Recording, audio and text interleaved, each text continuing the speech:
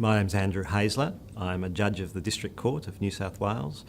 I worked at Redfern as a volunteer from day 2 in March 1977 and had been involved in the meetings and the organisation of the student roster from its inception. I later went on to become a solicitor and the principal solicitor and coordinator of Redfern Legal Centre. Redfern Legal Centre provides not just a service to people who need it, but it enables people without access to legal services to exercise the sort of rights that should be available to all of us but aren't.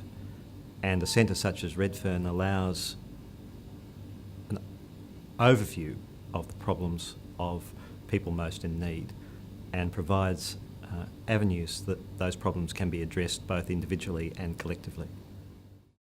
My name's Kristin van Barneveld. I'm on the board of Redfern Legal Centre, but I started volunteering at Redfern Legal Centre in about 2003-2004 when I was working at a union in the local community, and I also lived relatively near in Newtown. And I did it because I thought it was important to contribute something to the local community that I both lived and worked in. I started spending my time at Redfern Legal Centre because I wanted to actually make a difference to the local community that I lived and worked in.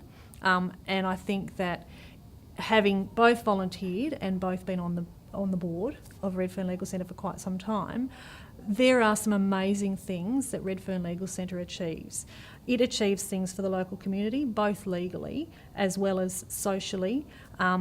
It also allows volunteers to be trained. It provides an educative role to the community, well beyond what people would think as traditional legal areas. So Redfern focuses not only on tenancy things, but also financial concerns. A lot of the local community suffers from financial hardship, and there are some incredible bits of advice that can make people's lives so much better if they just can seek that information. So Redfern, for example, provides financial counselling services to assist people in that part of their lives, as well as more what people might think of as technically strict legal advice.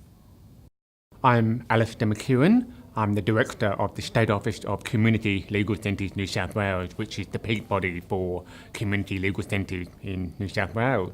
I've been connected with Redfern for over 10 years now.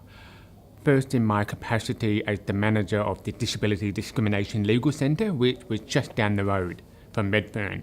We had a wonderful relationship with Redfern. It was a cooperative relationship, a positive one, particularly in the area of discrimination and employment and other areas of law such as credit and debt and so forth. Redfern Legal Centre, the voice of those who cannot voice for themselves in the community where they're experiencing barriers in if they're about to be kicked out of their home, if they're about to have their phone disconnected because they can't pay their bill. Redfern Legal Centre is their voice. So many people are confused about what they can do or where to go for even basic help and information. So to me, Redfern Legal Centre draws and supports the community by making sure that those who really need it the most can get help from Redfern Legal Centre. The other thing that Redfern Legal Centre does so well is law reform, advocating for changes to the law.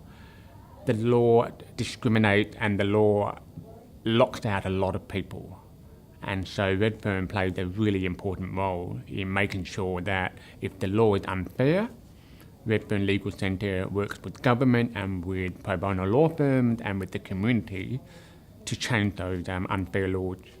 My name is David Dixon. I'm Dean of the Law School at University of New South Wales. My connection to Redfern Legal Centre is, there's a number of connections. I guess the most important one is institutionally that my law school has had a long relationship with Redfern Legal Centre in a number of levels. I guess firstly that just seeing ourselves as being on the same side of many battles, that a law school which is committed to social justice obviously sees Redfern Legal Centre as being one of its key partners. Institutionally, my colleagues back in the 1970s were directly involved in the establishment of Redfern Legal Centre, and there's been a very long affection and connection between UNSW and Redfern, and I'm very pleased that just now the connection is becoming more substantial. We're beginning a police powers clinic at Redfern Legal Centre for students from UNSW. At a general level, Redfern Legal Centre has been a symbol of how law can contribute to social justice for many people, much going beyond just specifically what it does. Redfern Legal Centre has been a real symbol of what law and law reform and how social justice can be tied into those things. More generally, just in terms of the real work that Redfern Legal Centre does, it plays a key role in providing legal services to people who can't afford the access to law which the rest of us are able to get.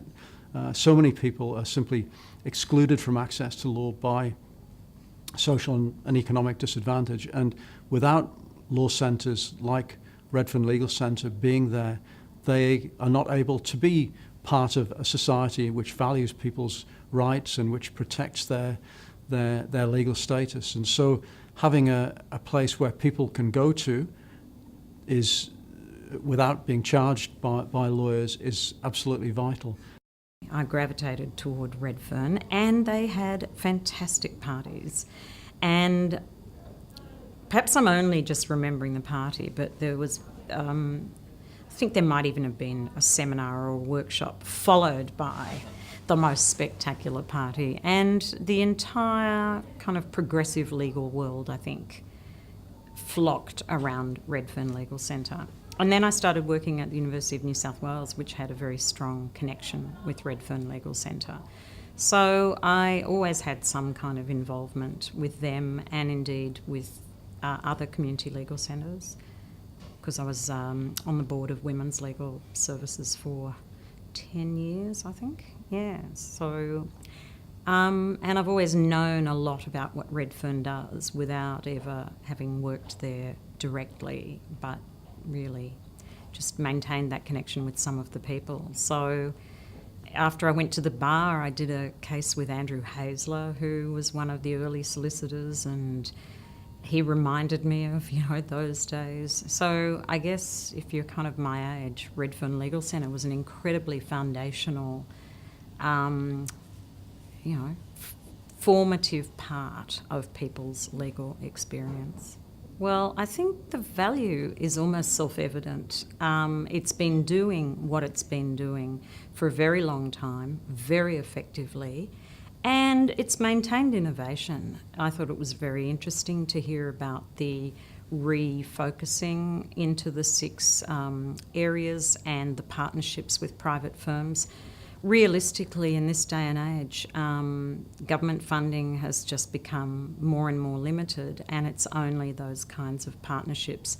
And, I suppose lawyers earning reasonable amounts of money giving back to support an organisation like Redfern that'll keep it doing the kinds of things that are so necessary, because the legal aid system itself is very limited in terms of availability, and everybody knows that litigation is ridiculously expensive, and there are also so few options just for basic legal advice as well. And I know that Redfern's been running kind of legal advice clinics as well as obviously taking on cases for a very long time, and if it weren't there, I'm not sure what, if anything, would fill that gap. I don't think it's very hard to pinpoint what's really important about Redfern Legal Centre.